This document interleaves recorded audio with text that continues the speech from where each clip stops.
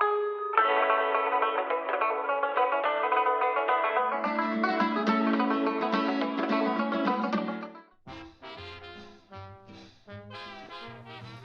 it's good to see you here again for the second week in a row. Can you believe it? We've started a I trend. know, but you're bundling up there. It's still pretty cold. Warm weather. Yeah, I know. We've had a lot of 80s and 90s and things like that.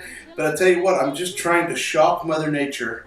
If this rotund piece of humanity is willing to add a layer, then she ought to be able to get the message that it's time for some cooler temperatures.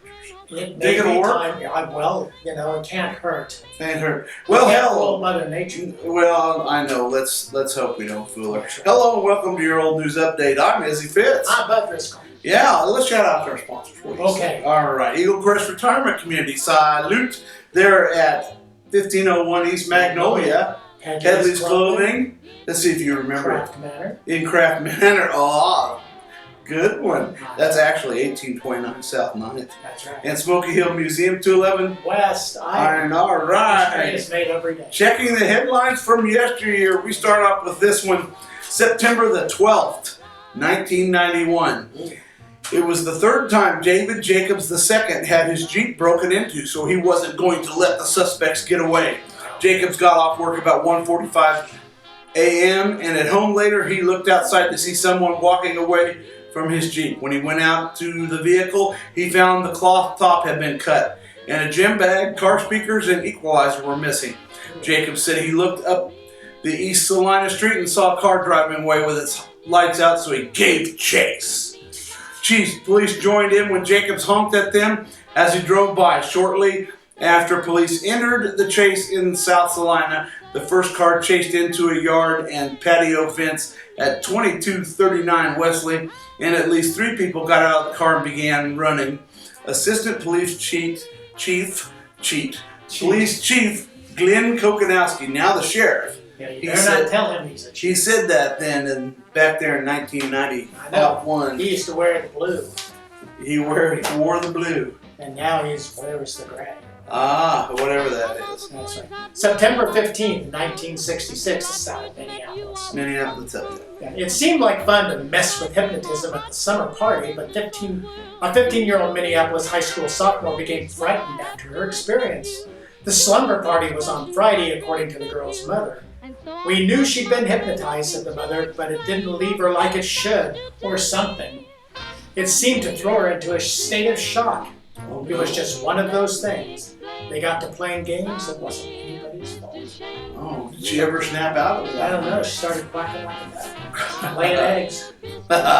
September 14, 1916, 100 years ago. 100. A preacher, the secretary of the YMCA, a reporter, another preacher who is a city welfare officer, city police, and county officials all got together to keep another preacher from getting his pockets picked by a gypsy woman. That's a lot of preachers. On Iron Avenue. That happened on Iron Avenue at 11 o'clock that morning. The reporter and the secretary were walking west on Iron Avenue near the city library when they saw the Reverend R.A. Hoffman talking to a gypsy woman who was standing beside her wagon in the street. Both thought the woman was picking Hoffman's pockets. About the same time, the Reverend J.H. Kuhn, welfare officer, happened to see the performance and hurried to a telephone, called the police.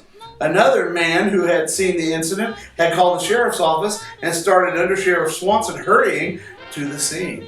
Swanson was the first officer to arrive and managed to save Hoffman's pocketbook and start the gypsy out of town. Why didn't they arrest her? I don't know. The fortune teller, she had said she was just trying to get Hoffman to let her tell his fortune and had no intention of picking his pocket. Well, yeah, that sounds pretty convoluted to me. That's a convoluted They're mess. probably so confused they had to leave it. Yeah, sure is. Okay, from 125 years ago, from the Salina Daily Republican, a couple of quickies here. They're both good.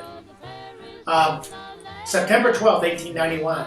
Late last night, officers at the Southern Police Station were startled by a pistol shot just outside the door. Rushing out, they found Officer Grant dead on the pavement with a bullet hole in his head. No. A man was running away. On being stopped, Grant's handcuffs were found on his wrist. A discharged pistol was found on the pavement near the dead body. The man gave his name as Maurice Curtis. He denied shooting Grant.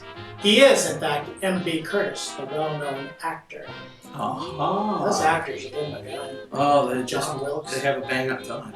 Yeah. And last but not least, on September 13th, 1891, an amusing case of fright took place on Chestnut Street a few evenings ago, by which a man nearly ran his legs off trying to get away from his shadow. While walking leisurely with an umbrella in hand, he passed a street light and was startled to see the shadow of a man with a hand uplifted, which appeared to be a club, holding what appeared to be a club. He thought he was a goner for sure, with a mental admonition of, "Legs now, do your duty." Yeah. He lit out, and the way he starched gravel up Chestnut Street to Franklin Street was surprising. He was blowed when he reached the steps at the south end of Hall's block and dropped there for a rest, and then heard from a passer he had been running from his own shadow. The umbrella on his shoulder. What he had to drink. The umbrella on his shoulder being the murderous-looking club, which he expected to be brained. It looks like there was little brains to be brained. That's right. Read more about the way things used to be in the look back section of Monday's Salina Journal. Okay, take care. You be hoping for some cool weather. So that's right. Because I'm starting to warm up. No. Until then, we'll see you yesterday.